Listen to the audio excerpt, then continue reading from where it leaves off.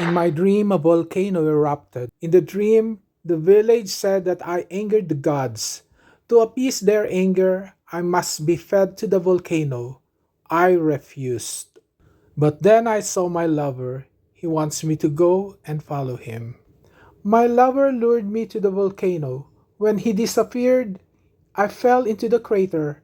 Later, I find myself at the foot of the volcano. Then the lover appeared asking me if I won't sacrifice myself for his sake. The question of the lover about my willingness to suffer for his sake was an invitation to my conscious mind, my ego, to integrate and embrace the anima within.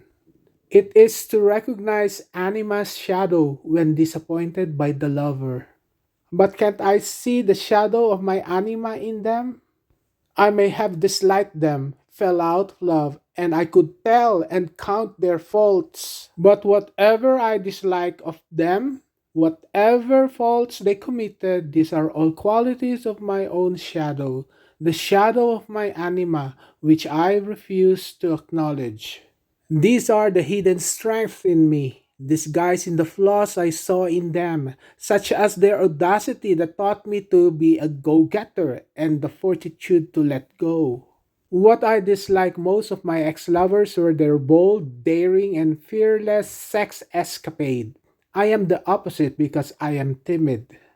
Their audacious boldness and courage in taking initiatives are traits of a go getter, qualities I desired. What I hate in them, their audacity, though used to deceive me, is my untapped inner strength if used properly.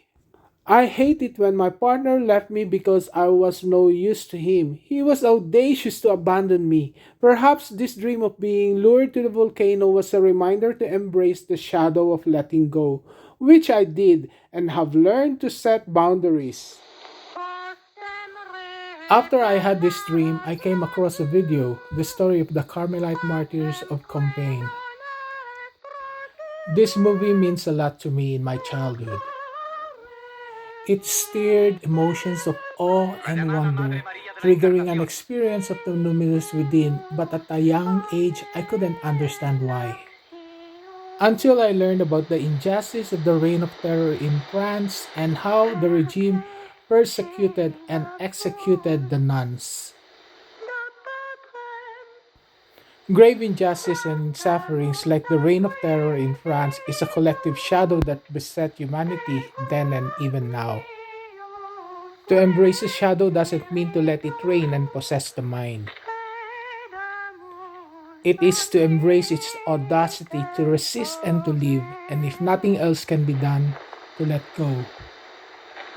And if fear threatens, invoke the numinous presence for justice to reign.